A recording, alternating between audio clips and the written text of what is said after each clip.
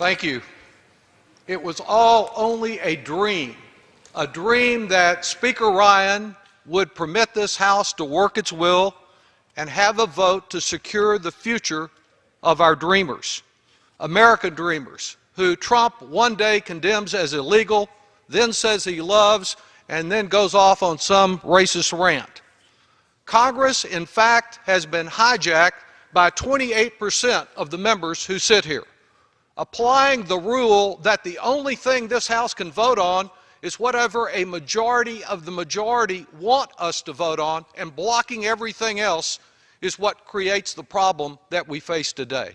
A minority of this House can say we will not ever get to vote on the Dreamers or any number of other issues under the procedures that are being applied here, and even if 72% of this body wants to seek a bipartisan resolution of a matter, we cannot do it under the rules that are being applied.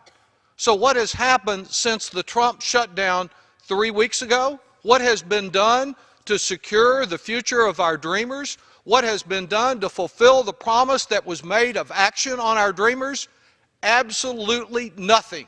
Zero, zilch, nothing to resolve this problem, and not even the prospect of action here in the House. Last week, I met again with dreamers in Texas, a county prosecutor who enforces our local and state laws, a teacher, a nurse, students, powerful, emotional stories that they tell, and their employers who are uncertain about their ability to continue providing the services that they provide. Just as Congress has been hijacked by a few Republican extremists, these dreamers have been hijacked, and the only question is, what's the price to solve their problem, our problem? And that price grows by the day. The ransom that is being demanded day by day goes up a little bit higher amidst all of the anti-immigrant hysteria. It is not difficult to resolve this issue. It could have been resolved before President Trump ever issued his ill-begotten proclamation back in September.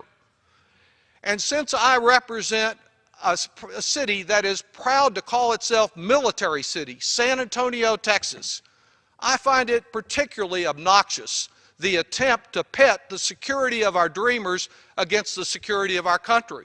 It ignores, for example, the fact that a number of dreamers are putting their lives on their line for us in the United States military. And what could be more harmful to taxpayers and the future of our country to continue to budget week by week, month by month? Of course, I'm impressed by the number of Republicans who get up here and tell us, oh, we just hate these continuing resolutions. Well, if they hate them, why do they keep doing them? We're on number 5. Do you have another minute? Speaker, I will yield another minute to the gentleman is recognized for one additional minute. What we have is an incredible amount of bungling, no fiscal responsibility in doing this week by week, month by month. And the discussion of there being a government shutdown, turning the lights out. Well, the only person who's called for a government shutdown was Donald Trump back in May, and then he reiterated his call this afternoon for a government shutdown. I think he and the Republican intransigence, the ability to block votes here in the House by a minority, 28%, almost a fourth of the people that are here to block a vote, is what led to the last Trump shutdown. And by casting our vote no today, it is not only about the dreamers, but it is the only way that we who do not have a majority can speak out and say that this fiscal mismanagement has to stop once and for all, that we're tired of taxpayers being charged more money for all kinds of services and products the government procures just because this problem is not solved.